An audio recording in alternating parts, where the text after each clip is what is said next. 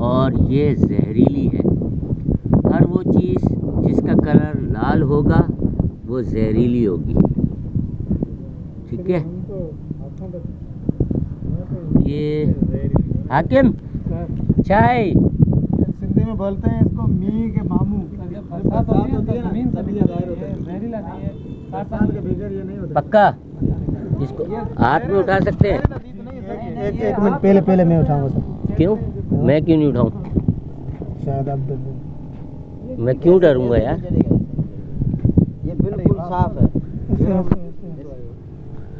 हाँ बंद हो गया। अबे ज़बरदस्त। डालो हाथ पे।